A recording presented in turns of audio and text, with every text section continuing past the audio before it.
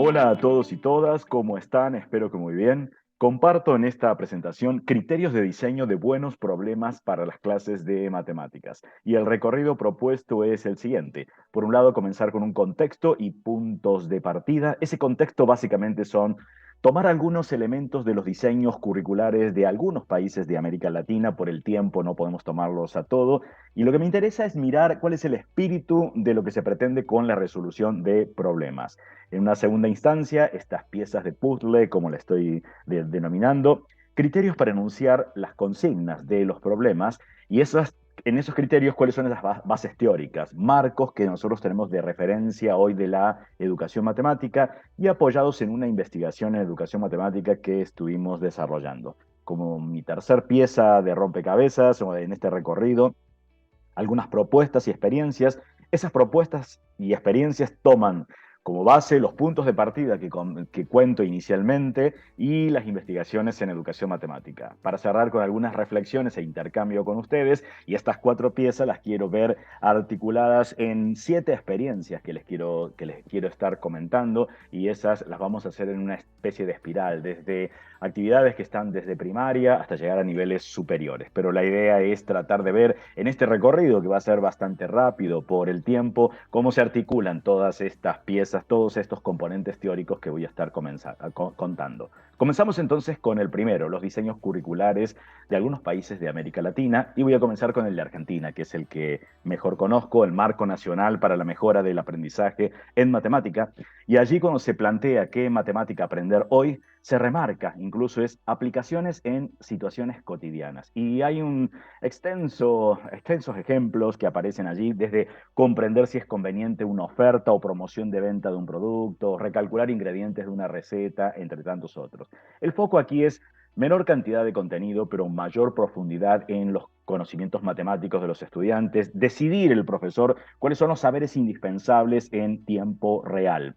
Esta idea de una matemática más interdisciplinaria, real y atractiva. Este real está marcado y es importante que miremos en todos los diseños curriculares, porque a veces pensamos que proponer una carrera entre un grillo y un sapo, por ejemplo, y que uno pega saltos de tanta cantidad y el otro de salto, cuando coinciden, eso no son problemas del mundo real. Cuando uno empieza a preguntarse, ¿eso pasa en el mundo real? ¿Realmente es eso lo que me pregunto y me interesa cuándo coinciden o cuándo coinciden los cantos de determinados pájaros que canta uno cada 3 minutos y el otro cada 5 minutos? Cuestiones que son absolutamente artificiales, realidades falseadas y manipuladas para dar lugar a cuentas dentro de la clase de matemáticas.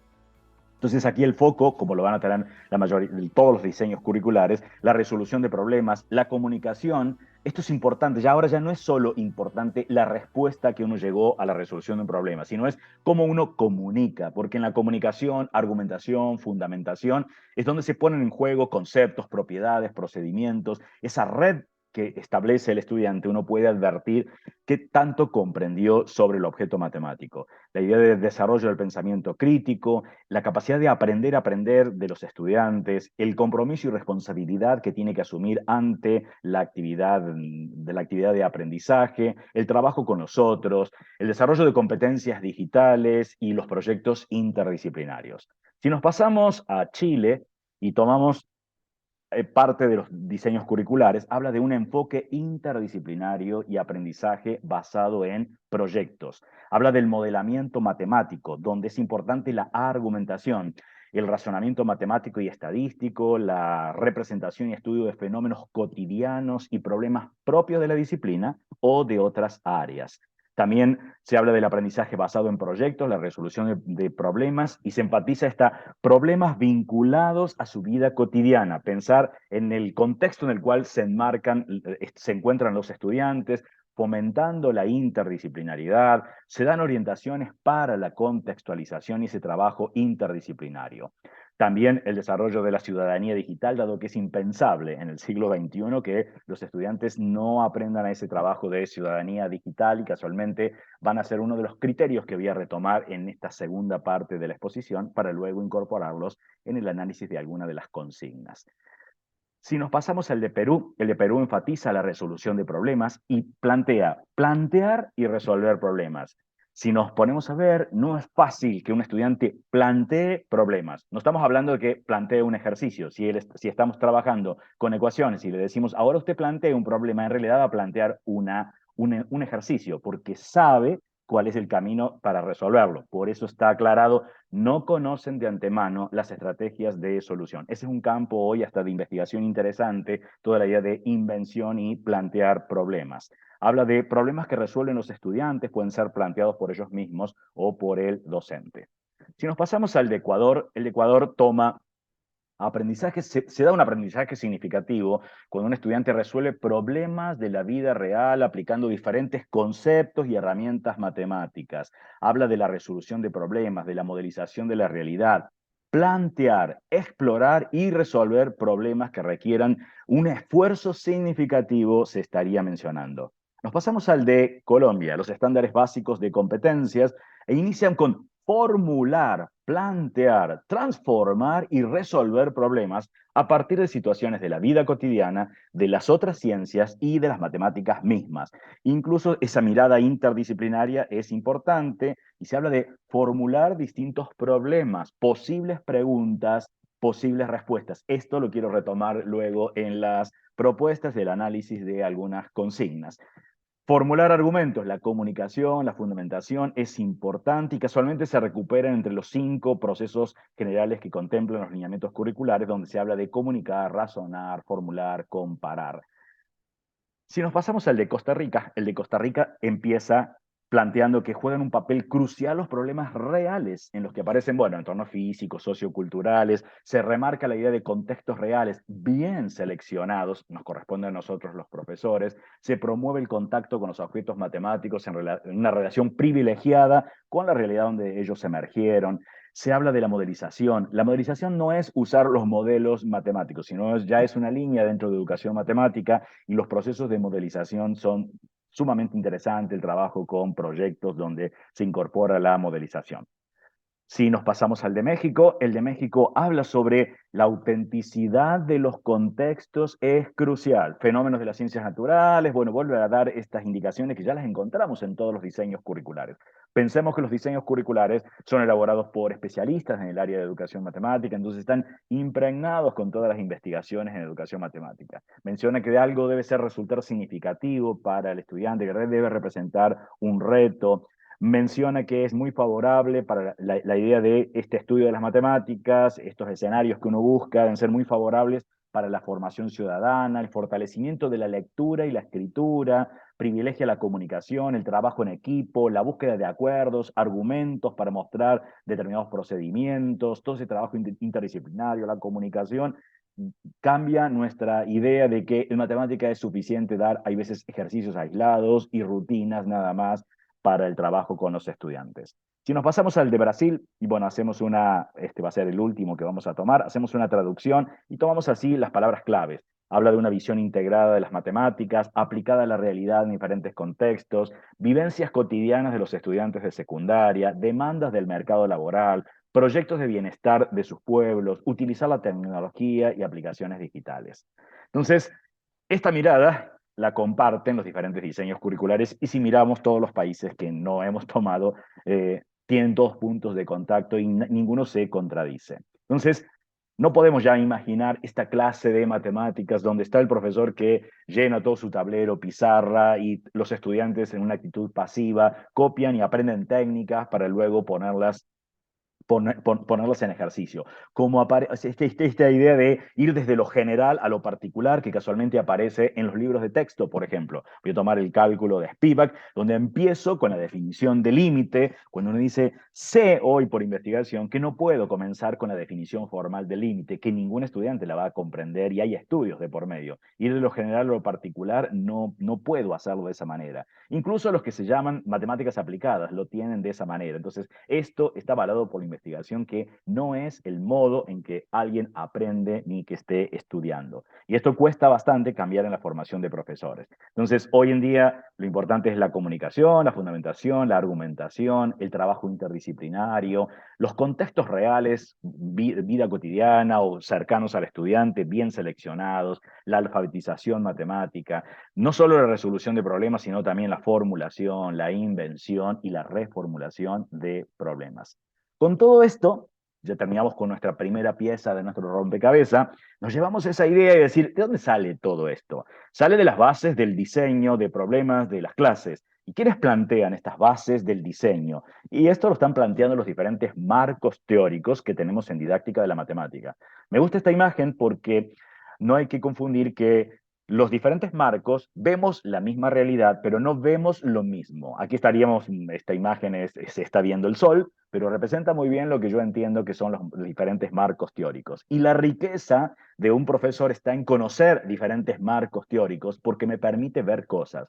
Estos marcos teóricos no se contradicen entre ellos. Ninguno vamos a encontrar donde dicen, usted se debe parar y explicar un contenido teórico y ahora a continuación los estudiantes hacen muchos ejercicios aplicando esa técnica. Ninguno de ellos plantea esto. Pero ¿cuáles son los que tenemos? Bueno, por un lado tenemos la escuela francesa de didáctica de la matemática, teoría de situaciones didácticas de Yves Rousseau, ingeniería didáctica de Michel Artigue, la teoría antropológica de lo didáctico de Yves Chevalard, pero podríamos continuar. Socioconstructivismo de Paul Ernest, el enfoque ontosemiótico de Godino, Batanero y Font, endomatemática de Ubiratan de Ambrós, educación matemática realista de Freudenthal, la educación matemática crítica de Olies Cosmos, la escuela anglosajona de resolución de problemas de Polya y Schoenfeld, constructivismo radical, y podríamos continuar, socioepistemología de Ricardo Cantoral, epistemología genética de Miriam Ortiz Hurtado, todos los enfoques cognitivistas, el pensamiento matemático avanzado de Tolly Wiener, la teoría de los campos conceptuales de Gerard Vergniaud, la teoría Apos de Dubinsky, y acá podríamos, en esos puntitos suspensivos, es que hay muchas más líneas y enfoques. El conocer estas diferentes líneas es lo que le da riqueza a la tarea del profesor. Entonces, con todas estas líneas, con todo lo que está, los puntos de partida, empecemos a mirar algunos criterios para enunciar las consignas que aparecen en una tarea. Y no hablo de problemas porque esa consigna puede que resulte ser un problema o no, porque es una atribución al sujeto. Uno de ellos las obtengo de competencias PISA, y en ellas dice, utilice la matemática en situaciones contextualizadas, reales y genuinas. Eso significa estar atento qué matemática se usa efectivamente en la realidad y no caer en realidades falseadas y manipuladas. Plantear situaciones problemáticas de alta demanda cognitiva.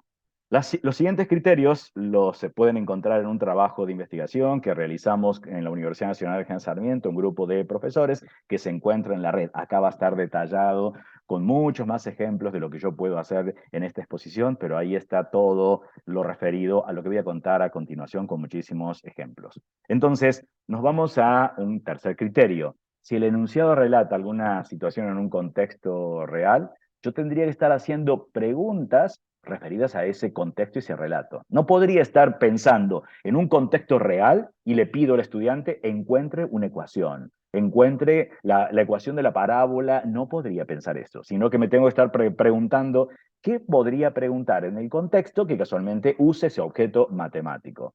Pero podríamos pasarnos a un contexto intramatemático y va a pasar lo mismo. Entonces, evitar en la medida de lo posible, porque a veces uno no lo puede hacer, pedir directamente que el estudiante esté encontrando fórmulas, resuelva las ecuaciones, trace gráficos. Y entonces el esfuerzo está pensar qué puedo pedir que en realidad necesite hacer eso y más pensando que él tiene que fundamentar. No me estoy enfocando en una respuesta de un ejercicio.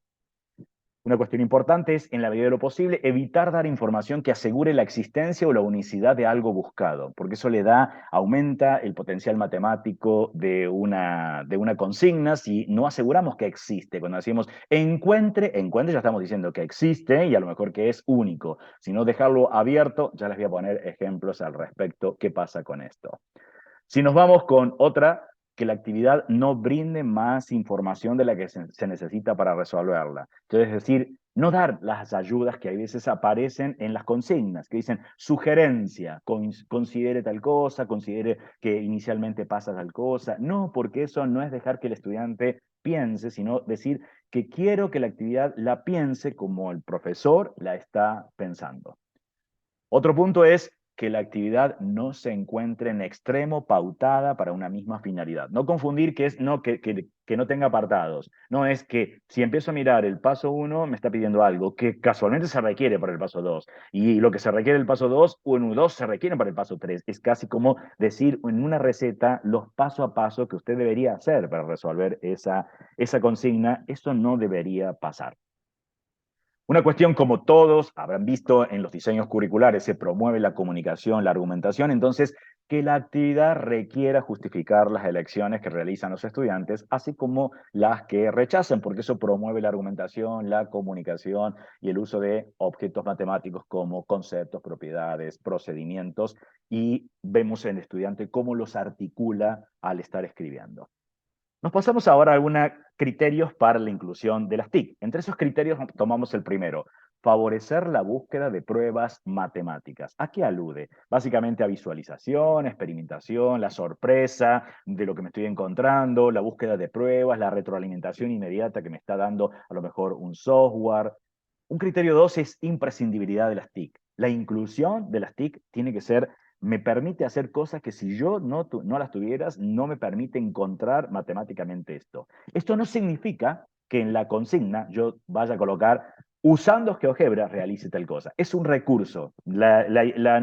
Querer usar el recurso no tiene que estar impuesto desde la consigna. Y esto se relaciona con el tercer criterio, no perder de vista el objetivo matemático. Estamos enseñando matemáticas.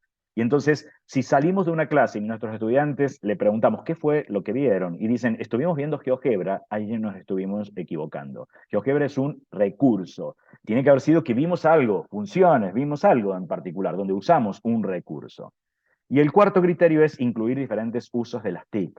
En este caso es no solo un software, sino también usar Internet para la búsqueda de información. Y les voy a contar ahora a continuación en el análisis de estas 7 consignas, cómo uno las puede estar mirando. Y vamos a empezar con estos análisis, mirar cómo se gestan a veces buenas consignas. No solo analizar una consigna y decir, esta consigna no es muy buena, sino es cómo la podemos gestar acorde a todo lo que estuvimos hablando anteriormente, uniendo todas estas piezas del puzzle o rompecabezas, desde lo que dicen los diseños curriculares, lo que dice la educación matemática, lo que hemos obtenido desde las investigaciones.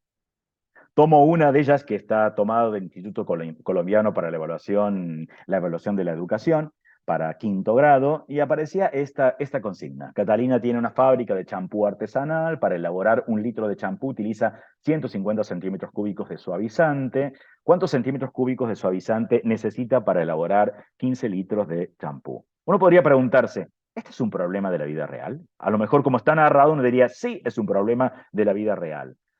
Ahora miremos lo que pasó. Esto es la reformulación que hizo un profesor, teniendo en cuenta algunos de los criterios que les habíamos dado. Decíamos, bueno, no puede ser que tenga las respuestas, no permite la argumentación. Entonces hace una reformulación. ¿Qué es esta? Analicemos ahora punto por punto esa reformulación y cómo después queda el problema en una segunda reformulación, cómo queda cambiado. Miremos la primera.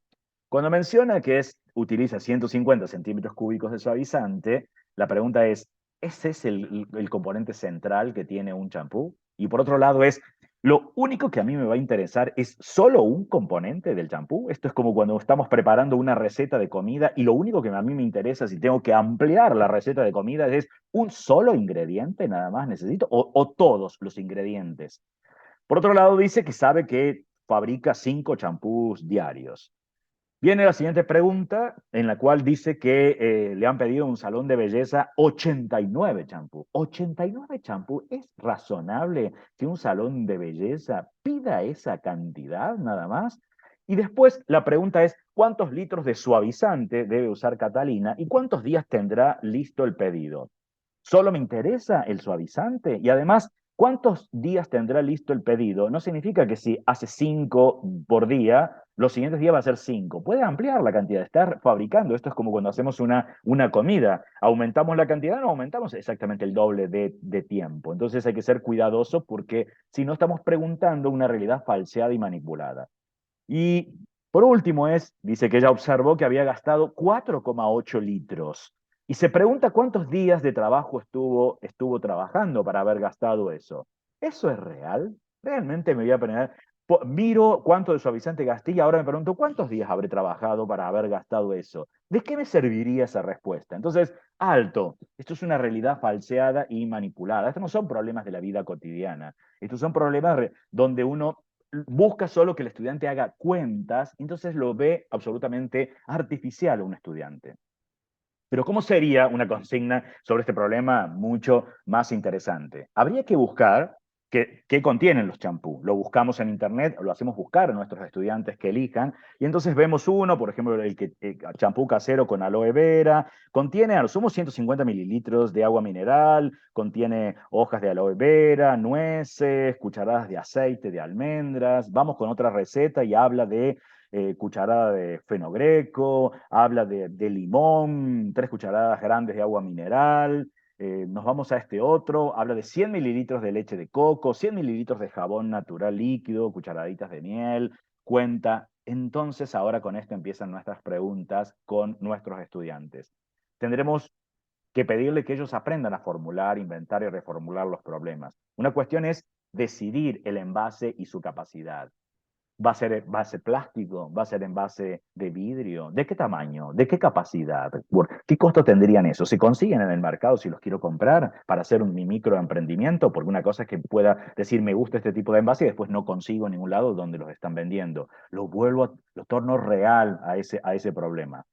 Decido cuál es el tipo de champú y receta. Lo puedo hacer hasta con un trabajo estadístico. ¿Qué demanda mi localidad y donde yo estoy inmerso en esta sociedad? ¿Cuál es el champú que alguien estaría dispuesto a comprar? Porque si no, estaría produciendo algo que a lo mejor nadie lo está demandando. ¿Cuál es la producción semanal, mensual que estaría dispuesto a hacer? Que casualmente tendría que hacer un relevamiento de información, porque yo podría decir, yo puedo hacer 1000 de ellos, pero si nadie va a comprar un chapú muy exótico que estoy colocando, no tiene sentido. Entonces incorporamos, lo vemos como un proyecto. Y ahora la idea sería, ¿cuál es el costo mínimo de producción? Pero no de un solo ingrediente ni la cantidad, sino es de todos para ese estudio que estuvimos haciendo. Y no solo eso, sino es qué beneficios estamos dispuestos a obtener y cuando le agregamos los costos más los beneficios, ahora lo comparamos con otros productos similares. ¿Lo podré vender? Porque a lo mejor si me quedó muy caro, no lo logro vender. Entonces, eso es preparar a alguien para un mundo real en la clase de matemáticas. Voy a este otro, vamos a la segunda consigna, y este a mí me gusta, lo plantea Carmen Batanero. Imaginemos que pedimos a alguien que haga lanzamientos de una moneda y registre si sale cara o cruz. Y acá tenemos dos tareas, que alguien hizo 150 lanzamientos de cara o cruz. ¿Y cuál va a ser la pregunta? Podríamos hacer solo un estudio estadístico, eso es solo limitarlo a una técnica. La pregunta es si si tengo evidencias de que alguna de ellas hizo trampa. ¿Qué sería haber hecho trampa? No hizo las tiradas de 150 lanzamientos. A lo mejor empezó con algunos y después el resto terminó escribiendo cara, cara, cruz, cruz, cruz, cara, cara, cara y estuvo mintiendo. ¿Cómo lo puedo analizar matemáticamente? Entonces, podríamos ver con la comparación de la probabilidad teórica. Y esa probabilidad teórica sería que me da 75. Y ahora empiezo a pensar, si me hubiese dado 75 y 75, ¿qué decía? Capaz que entro en dudas, es decir, los acomodó a los números. Pero también ahora cuando veo a Laura que dice 83 caras y 67 cruces, puedo entrar en dudas.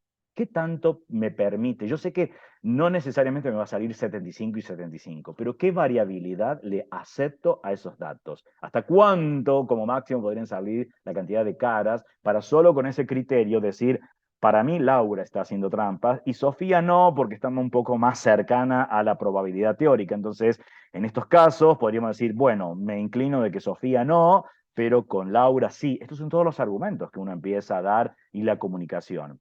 Pero también podríamos apelar a un simulador. Y ese simulador hacemos una primera tirada y casualmente me da 83-67, como salía una de ellas que podríamos haberla condenado. Pero hacemos otras y seguimos así haciendo diferentes lanzamientos y registramos y tenemos 100 simulaciones. Miramos entre estas 100 simulaciones, bueno, aparecieron mínimo 59 caras, 91 cruces, y lo máximo aparecieron 89 caras y 61 cruces. Con eso, ¿qué estoy diciendo? Que acepto, que están bien, que están dentro de los valores aceptados de los que presentaron estas dos tareas.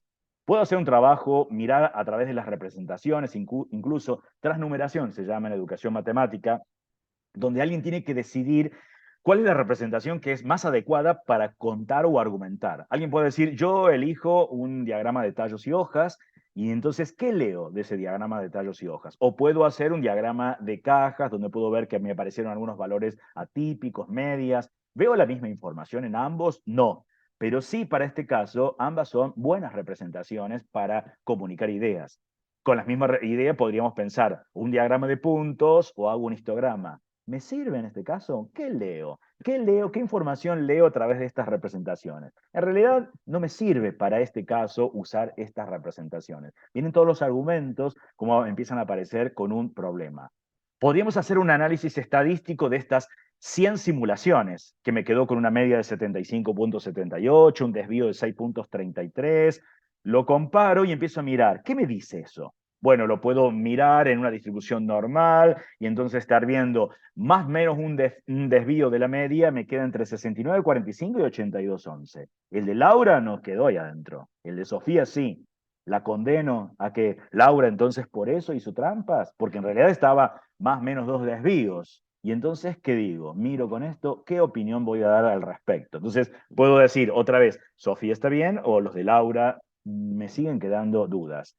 Puedo analizar rachas. ¿Qué son las rachas? La racha es la secuencia de observaciones similares. O sea, puedo mirar a ver cuántas veces sale cara a cara cruz. Bueno, hacemos el conteo. ¿Qué pasaría entonces si en este caso pensamos cara cruz, cruz cara, cruz, cruz?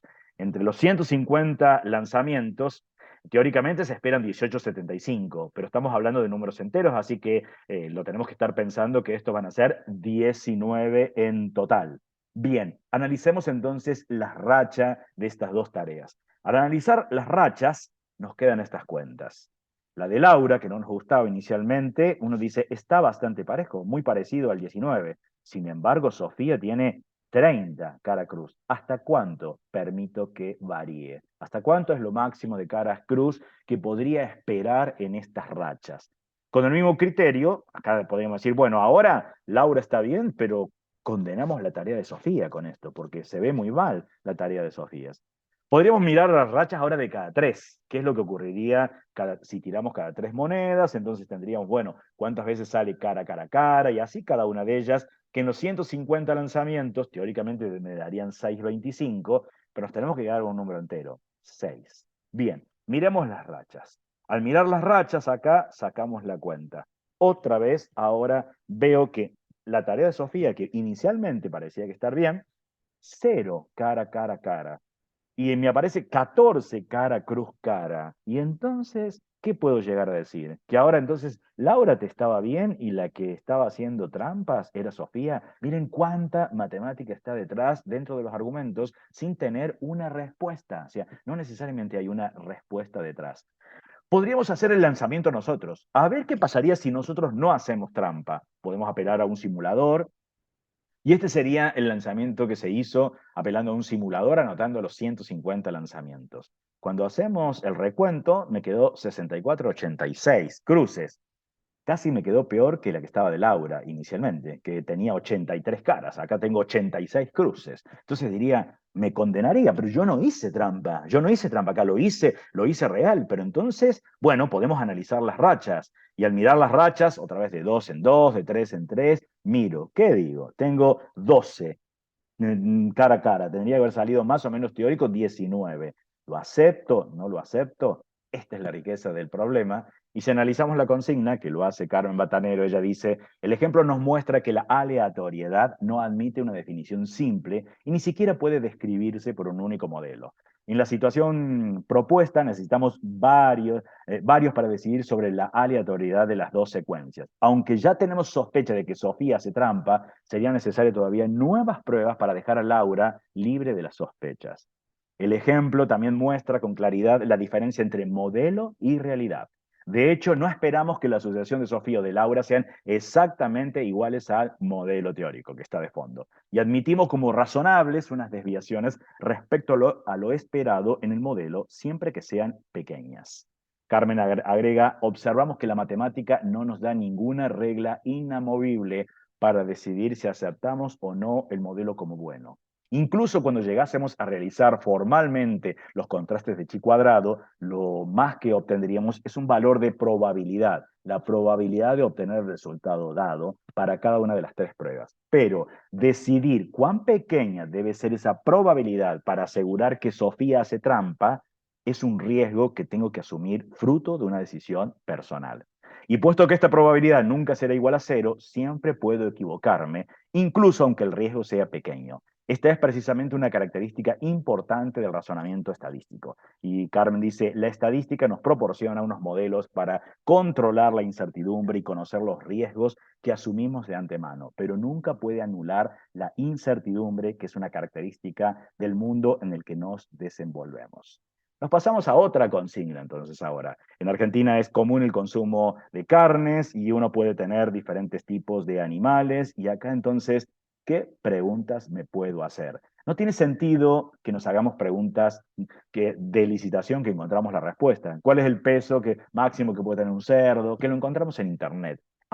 Les enseñamos a nuestros estudiantes cómo plantear buenos problemas, cuándo podríamos tener un buen problema. Podríamos, por ejemplo, plantear un buen problema si nos dedicamos a un microemprendimiento de criar animales para carne, ¿cuál de ellos sería más conveniente, por ejemplo? Entonces, podríamos empezar a tomar un caso particular, es una heurística dentro de la resolución de problemas. Por ejemplo, empezamos por pollos. Empezamos a ver información que nos dicen que la faena tiene que estar entre 21 a 170 días, pero es mucha la variabilidad allí. O de 5 a 7 semanas, nos damos cuenta que hay determinadas razas, marcas comerciales. Podríamos definir acá entonces, mirar los manuales que aparecen, por ejemplo, el del COP 500, que nos dan cómo van aumentando de peso y cuánto alimento van consumiendo. Y podría entonces pensar, bueno, si tengo cómo va aumentando de peso, cuánto va consumiendo, puedo ver los ingresos que tendría por venta y cuánto me está costando y tendríamos los beneficios. Pero también aprender a ser crítico de la información. ¿Cómo analizo matemáticamente esta información? Más bajo costo de peso vivo producido. ¿Cómo lo analizo matemáticamente? ¿Cómo digo para asegurar desempeño superior con raciones de menor costo? ¿Cómo llego a decir mayor eficiencia de las raciones? O excelente tasa de crecimiento. Para decir que tiene una excelente tasa de crecimiento, lo tengo que comparar con otros. Y entonces, ¿cómo analizo la tasa de crecimiento, por ejemplo, de un pollo? No necesito hacer el experimento, puedo caer directamente a los manuales y mirar allí el peso esperado para machos, para hembras, y se vuelven problemas reales para la clase de matemáticas. Entonces acá se resuelven, se formulan, se inventan y se reformulan problemas dando lugar a la participación de los estudiantes. Vamos a otro. Esto ya estamos en un nivel superior. Imaginemos que nuestros estudiantes no saben derivada. Ponemos un contexto real son costos totales de producción en toneladas de algún producto y acá es qué preguntas me puedo hacer. En el área de economía y administración son importantes el trabajo con los costos marginales. Entonces, pidiéndole a los estudiantes que resuelvan, formulen, inventen o reformulen problemas, podemos trabajar con los costos marginales. Y lo hacemos por definición, porque si no sabemos lo que es derivada, ¿qué son estos costos marginales? Básicamente es variación de los costos dividido la variación de la cantidad. Pero si tenemos cantidades que son en una tonelada, podríamos pensar que tengo de cada una tonelada la variación, cada 100 kilos, cada 10 kilos, cada 1 kilo. Y ahora empezamos cuestiones importantes a interpretar. ¿Qué leo, por ejemplo, con el 848,04? Bueno, es una variación de una tonelada. Estaríamos diciendo que en el margen de una producción de 90 toneladas, producir una tonelada más me tiene un aumento en los costos de 848,04 dólares. Pero ¿qué leo con el 839, por ejemplo? Que fue con una variación de 0,1, o sea, 100 kilos. Lo que estaríamos haciendo es estimar cuánto sale una tonelada, pero primero saqué la cuenta de cuánto me salió hacer 100 kilos y la multiplico por 10 para saber una tonelada en el margen de las 90. ¿Por qué multiplico por 10? Y porque dividir por 0,1 es equivalente a multiplicar por 10. ¿Qué es el 838,1? Es haber estimado cuánto sale una tonelada a partir de cuánto me costó hacer 10 kilos. Y después lo estoy multiplicando por 100 para llegar a los 1000. Esto no es poca cosa. Y ahora podríamos analizar qué pasa con cada una de ellas si veo estas variaciones. ¿Qué pasó para una variación de 1 tonelada? ¿Cuál sería el modelo de ajuste más apropiado? Ahí tiene importancia el software, porque esto lo hacemos con ajustes de líneas de tendencia, de nubes de puntos. No necesito hacerlo a mano ni saber cuál es el procedimiento, sino entender las ideas. ¿Y qué pasó para variaciones de 0,1? Y estas variaciones que están tendiendo prácticamente a cero, y puedo analizar esos modelos matemáticos que quedaron de fondo y veo que la tendencia es a esa expresión, a esa función. Sin saber derivada, básicamente lo que estuvimos haciendo es llegar a la definición de costo marginal, que es un límite en particular. Pero ahora podemos llegar a la función de costo marginal, pero atención, a ver, no es cuestión que llegue. ¿Qué información me arroja la función de costo marginal? ¿Qué me dice con respecto a los costos? ¿Qué me dice que sea creciente, por ejemplo? Que las tasas son cada vez mayores, lo cual se corresponde, son registros de representación semiótica, se corresponde con lo que estoy leyendo en una tabla, que lo estoy reflejando en una tabla, que esas tasas son cada vez mayores. Pero lo puedo comparar el costo marginal con lo que aparece en el área, la interdisciplinariedad, cuando me habla de ley de los rendimientos decrecientes, que tiene que tener una forma de parábola cóncava en formato de U. ¿Por qué? ¿Qué leo si los costos marginales tienen el formato de una parábola en formato de U? ¿Qué estaría leyendo? ¿Qué me dice de la función de costos? Ya no se limita, acá es necesaria la argumentación de los estudiantes. Nos vamos a otra consigna. En esto tenemos un resumen, balance, por ejemplo, y ahora es, ¿qué preguntas me puedo hacer? Básicamente, ¿qué hacen a veces las empresas? Bueno, piden préstamos, pueden pedir préstamos o endeudarse para ampliar en construcciones. Entonces, la pregunta es, ¿hasta cuándo? ¿Hasta cuánto puedo pedir dinero prestado? Estos son ratios o razones de endeudamiento de los activos y puedo ver diferentes fórmulas, ¿no? La razón de endeudamiento, la razón de deuda, el endeudamiento a largo plazo, son comparaciones. Entonces, valores óptimos, cuando me dice 0,6, 0,4, ¿qué es eso? Que la relación entre, por ejemplo, voy a tomar uno de ellos, entre el pasivo y el activo de la empresa, se encuentra en el 60%, o sea, el pasivo sea el 60% del activo, se encuentra entre el 40 y el 60%. Bien, lo miramos en este ejemplo, entonces. Si tomo los números, no viene al caso de los números, entonces estaría viendo que me da 0,37. ¿Qué está diciendo? Bueno, que el pasivo es el 37% del activo de esta empresa. ¿Puede pedir un préstamo? Sí, porque se encuentra por debajo de los valores óptimos de endeudamiento.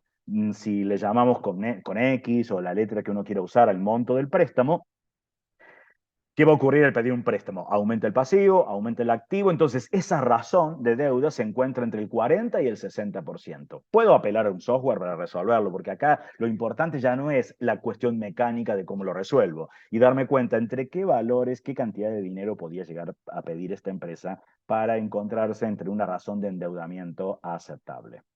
Nos vamos a otro problema. Este problema es, bueno, en un complejo de departamentos o apartamentos ubicado en la ciudad de Salta, está en Argentina.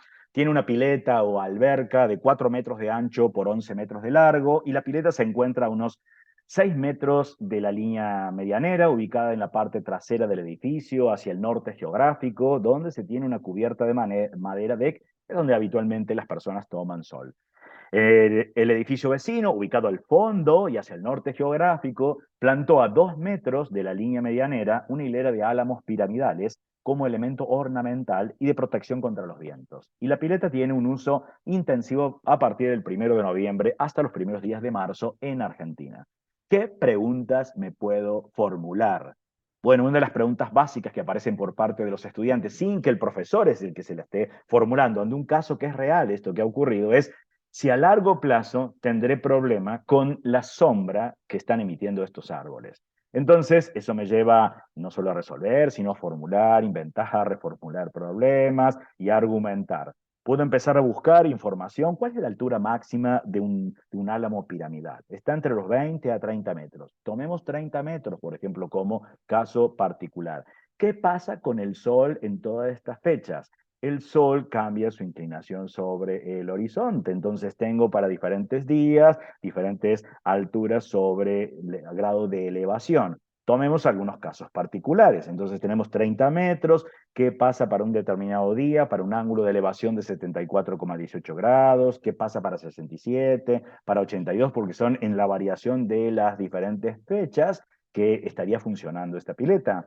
Entonces, podemos hacer representaciones geométricas, hacer cálculos a través de trigonometría, podemos resolverlos con software, donde a veces hay errores por parte de los estudiantes y no estoy colocando grados de por medio, y entonces interpretar la idea de unidades, grados, y si no se lo estoy colocando, que es, lo estoy tomando entonces en términos de radianes, hay mucha cuestión importante allí, y puedo sacar algunas conclusiones. Me lleva a hacer un esquema, entonces, esta es la pileta o la alberca, esa es la cubierta, ahí está la separación, ahí están los álamos piramidales, esta es la sombra que estaría emitiendo para un día en particular, y puedo empezar a decir, bueno, básicamente no influye mucho sobre la pileta para darle sombra y que no se caliente, pero sí en la cubierta a largo plazo, que es el lugar donde las personas estarían tomando sol, estarían siempre a la sombra, por ejemplo. Entonces, no es rápido cómo llegar a esa respuesta.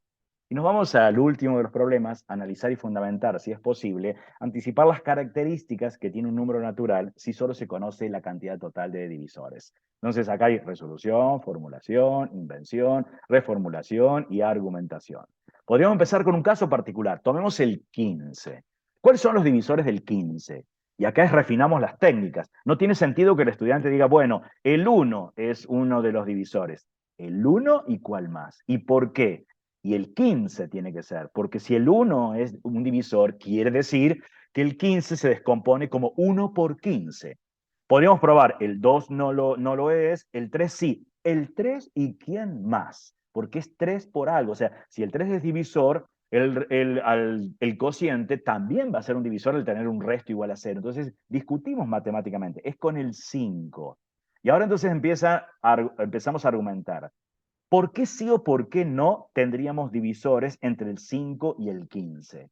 Podríamos decir, ¿los pruebo? No, tengo que pensar, si tomo el 6, es 6 multiplicado por alguien. Y sé que no puede ser ningún número menor que 5. Entonces, si el 6 lo multiplico por un número que es mayor a 5, me da mayor a 15. En consecuencia, no hay ninguno de los divisores. No significa que tengo que probar con todos. Entonces, es argumentar con ideas. Termino que son 4 divisores. Ni siquiera resolví el problema, porque lo que tengo que ver es, ¿y qué característica tiene alguien que tiene 4 divisores? Tengo que mirar, ¿qué es? ¿Es un producto de dos primos, como 3 por 5? Probamos con otro número, el 27.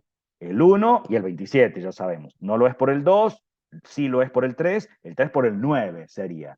Y ahora vienen los argumentos. ¿Por qué sí o por qué no tendríamos que probar con números de aquí? Y otra vez ya no es cuestión de probarlo, sino es por cuánto debería estar multiplicando aquí. El 4 por cuánto debería estar multiplicando y que me va a exceder el 27. Tiene 4 divisores, pero ¿qué característica tiene? Este también tiene 4, el 15 y el 4, aunque podríamos pensar que es el cubo de un primo, por ejemplo, porque no me sirve mucho decir que es el 3 por el 9, porque en realidad el 3 es un primo y el 9 no.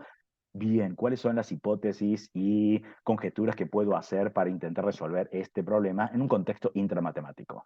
Entonces, uno podría decir, qué difícil estos problemas. Es mucho más difícil resolver estos ejercicios que no tienen sentido para los estudiantes, que están fuera de contexto. Solo sacar cuentas y mirar si llegué, no tienen argumentaciones, nada de por medio. Es cuestión de hacer cuentas que incluso si las cargo en un software, directamente me da el resultado. No están aliados a ningún tipo de problemas. Y entonces, como reflexiones finales, los profesores no aprendemos a desarrollar buenas clases si replicamos malos modelos. Para eso es necesario saber de didáctica de la matemática y de las matemáticas. El foco de una buena clase se encuentra en cuestionar el contenido y cómo enseñar. Y es necesario tener presente el contexto y los destinatarios de lo que estamos enseñando. Bueno, quedarán preguntas, cuestionamientos que pueden quedar a continuación, que puedo intentar responder si se animan a hacer alguna pregunta o alguna duda. Si no, gracias de mi parte. Les dejo un fuerte abrazo.